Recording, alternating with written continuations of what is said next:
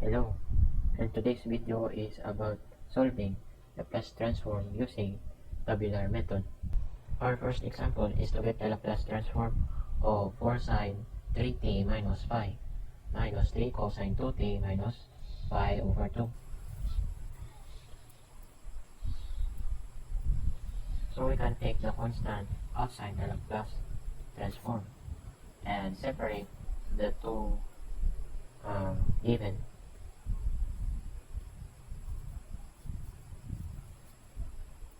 This sign has an equivalent, that is by using sine pi minus 3t. We just rearrange the theta, and the same with the cosine pi over 2 minus 2t. So using the identity trigonometry of sine pi minus theta is equal to sine theta, and cosine pi over 2 minus theta is equal to sine theta. And this theta is equal to 2t. So that is 4 times the Laplace transform of sine theta. And our theta here is 3t. And minus 3 times the Laplace transform of sine theta. And theta here is 2t. So that is equal to the 4 multiplied 2, that is b over s squared plus b squared, and b is equal to 3 minus 3 times b over s squared plus b squared, and our b here is 2. So simplifying, that is 12 over s squared plus 9 minus 6 over s squared plus 4, and that is our answer. Our second problem is to get the Laplace transform of sine squared 3t times cosine squared 3t.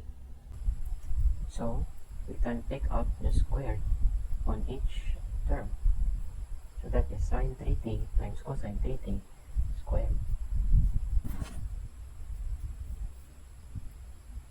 Then we can use trigonometric identities such as the sum of the angle identity. So that is sine 3t plus 3t.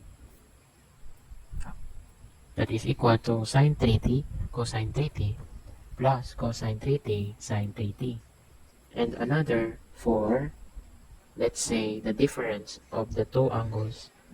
So that is equal to sine 3t cosine 3t minus cosine 3t sine 3t.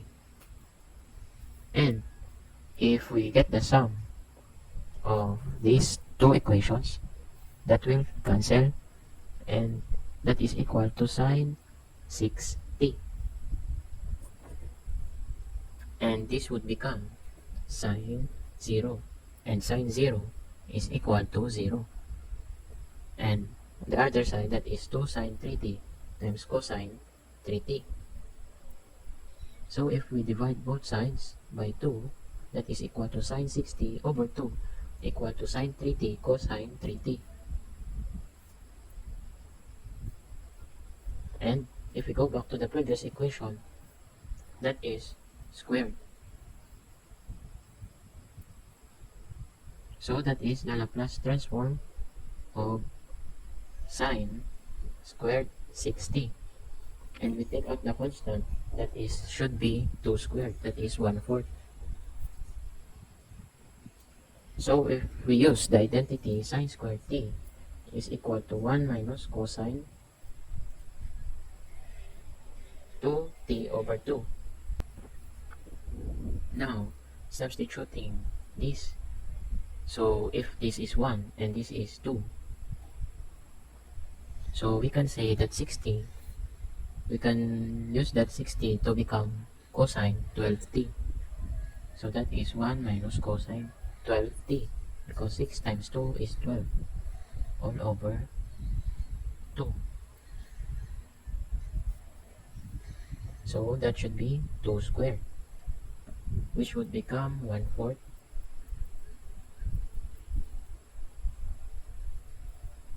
So taking out that 1/2, that would become 1/8 times the Laplace of 1 minus cosine 12t. And getting the Laplace of 1, that is 1 over s. minus the Laplace of cosine 12t, that is s over s squared plus 12 squared.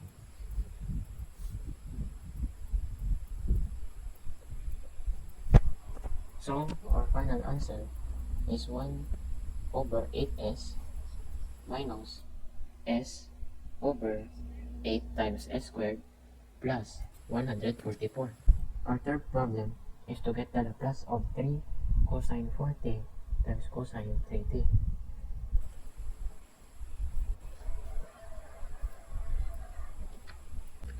So we can use trigonometric identity, that is the sum of the angle, that is cosine 4t plus 3t is equal to cosine 4t times cosine 3t minus sine 4t sine 3t, and the difference of two angles, that is equal to cosine 4t cosine 3t minus, or plus rather, sine 4t sine 3t.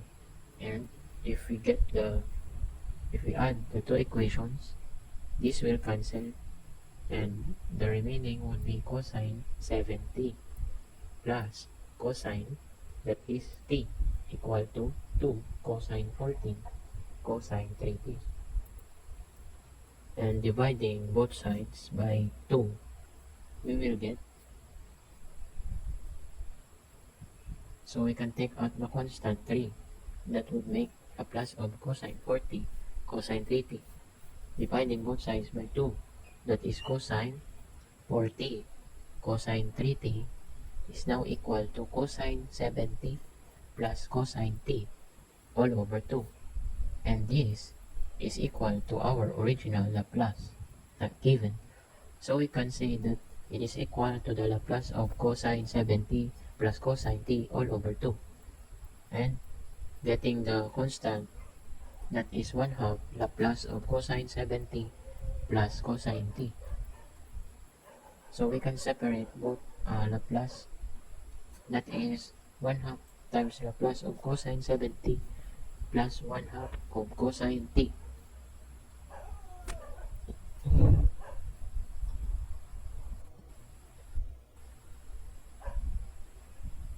So that should be 1/2 times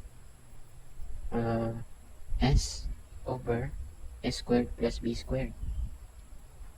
So from the 3 constant, the original given, we'll multiply that to 1/2, and getting the Laplace of this is equal to s over s squared plus 7 squared plus, that is s over s squared plus 1 squared. So we can simplify this further. Distribute the constant 3/2, that is 3s over 2 times s squared plus 49 plus 3s over 2 times s squared plus 1. Distributing the 2, that is 3s over 2s squared plus, that is 98, plus 3s over 2s squared, 2s squared plus 2. This is our final answer. For our last problem, we have to get the Laplace transform of 100e raised to negative 0.5t. We can distribute the exponent, that is 100 raised to negative 0.5t times e raised to negative 0.5t. And we can make this equal to e raised to ln of 100 raised to negative 0.5t times e raised to negative 0.5t. Then we can use the property, that is e raised to negative 0.5t times ln of 100 times e raised to negative 0.5t. So we can combine these two, that is e raised to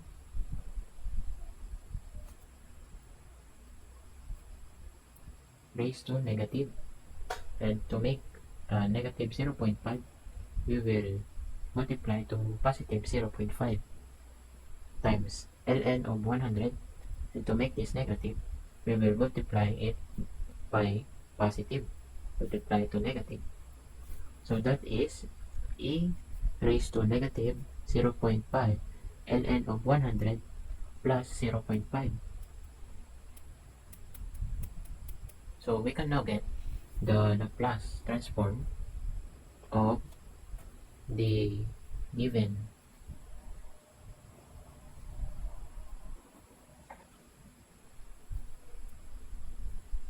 So using the table from that is transformation pair, that is e raised to negative 80 equals to 1 over s plus a.